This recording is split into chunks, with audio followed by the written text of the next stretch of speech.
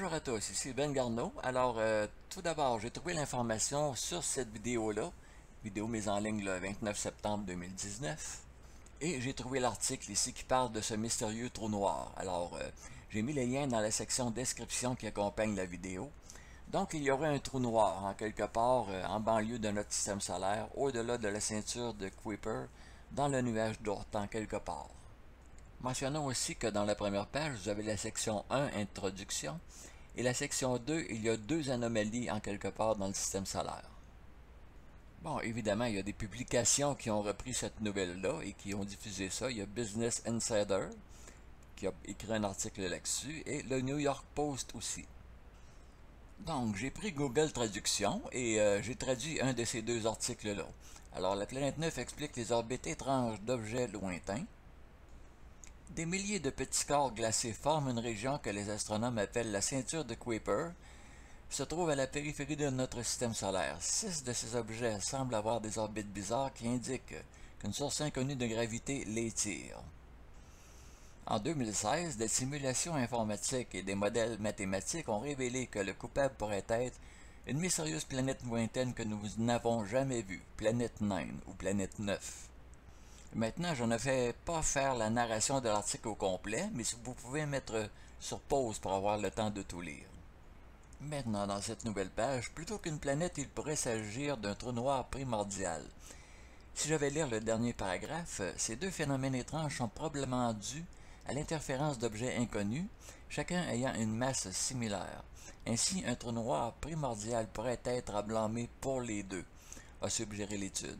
Cela pourrait être un trou noir de la taille d'une boule de bowling avec la masse de 10 terres, ou un certain nombre de trous noirs primordiaux plus petits qui s'ajoutent à cette masse.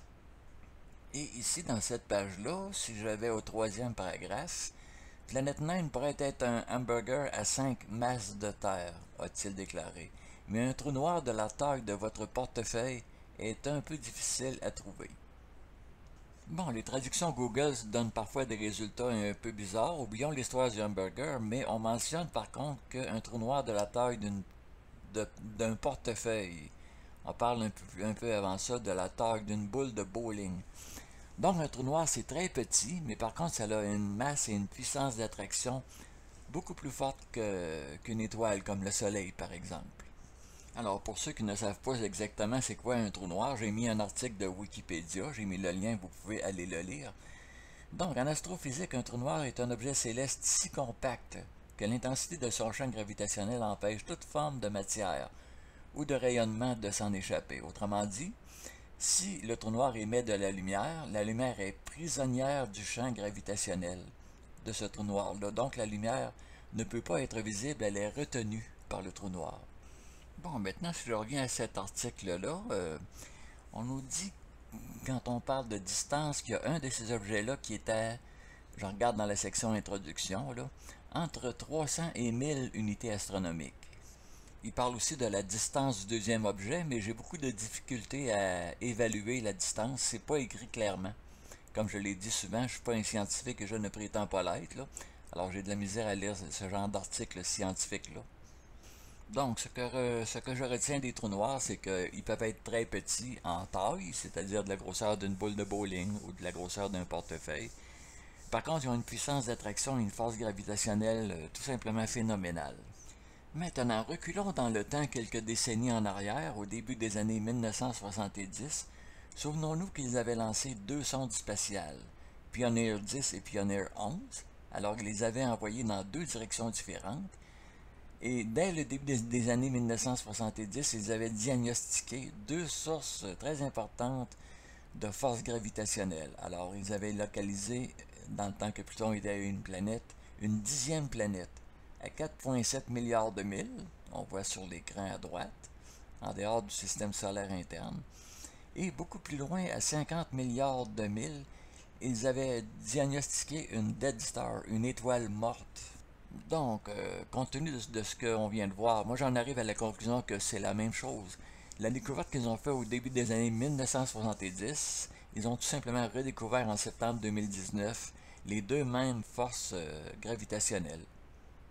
Sauf que cette fois-ci, au lieu de mentionner une 10e planète ou une étoile morte, eh bien, ils mentionnent la présence d'un trou noir, ce qui est beaucoup plus important qu'une planète ou qu'une étoile, au point de vue gravitationnel, bien entendu. Ok, quelle est la place de la planète X dans tout ça? Eh bien, il y a quelques jours, je traduisais une vidéo de Suspicious Observers, et dans cette excellente vidéo-là, Suspicious Observers nous démontrait qu'à tous les 12 000 ans, il y a une série de catastrophes naturelles. Alors, il y a un objet quelconque qui passe à tous les 12 000 ans et qui ravage notre planète.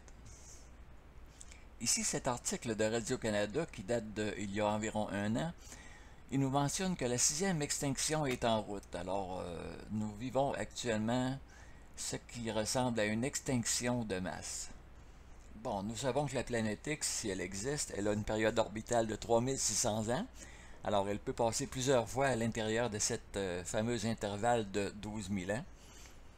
Il y a eu des catastrophes naturelles aussi au temps de Josué, au temps où Joseph était en Égypte. Vous vous rappelez peut-être des 7 ans de vache grasse et des 7 ans de vache maigre. Alors, il y a plusieurs cycles à l'intérieur du cycle de 12 000 ans. Il y a peut-être des cycles aussi qui prennent des millions d'années à se produire. Il y a des gros changements dans notre système solaire. Je vais vous mettre un extrait de cette vidéo-là, mise en ligne le 27 août 2019. Alors, voici l'extrait. Look at that. That's in black and white, but yet the aperture, the little blue ball that you see there, it's overloaded with light, and this is also, I have the infrared setting on the camera, so the blue ball, yeah, the blue Kachina, it freaking stayed blue. What do you think about that? Yeah, that's what I thought. That's what I thought. Pretty amazing, isn't it? I mean, this video should be on the 6 o'clock news. They should have this video showing worldwide. It should be on CNN, the crap news network. Yeah. Ce n'est pas le seul changement qu'il y a dans le système solaire, il y en a beaucoup. Il y a quelques jours, je mettais cette vidéo-là en ligne. Alors, quel nom va-t-on donner à cette nouvelle planète qui revient avec une orbite de 28 jours et qui se promène comme ça autour du Soleil? Alors, dans le haut, les deux cases en gris, c'est les dates les plus anciennes que j'ai trouvées. Donc, elle aurait été vue pour la première fois en novembre 2013. Si on recule de l'autre côté de l'écran, à gauche, alors on a vu cet objet-là en février 2019, mars 2019, avril 2019, etc. Dans quelques jours, je vais publier une nouvelle vidéo parce que je suis convaincu qu'on va revoir cette planète-là environ le 9 octobre 2019. Ensuite, le 6 novembre 2019. Alors, c'est les cases qui sont de couleur orange. Donc, je vous laisse comme ça. Dans environ 7 à 10 jours, la planète qui a une orbite de 28 jours et qui tourne autour du Soleil et qui est aussi grosse que Jupiter, sinon plus, elle devrait revenir environ le 9 octobre. Alors, je ferai une nouvelle vidéo à ce moment-là, bien entendu. Alors, voilà, c'est tout pour aujourd'hui. J'espère que la vidéo vous a plu. N'hésitez pas à la partager. Ici Ben Garneau qui vous dit merci d'avoir vu la vidéo et à la prochaine.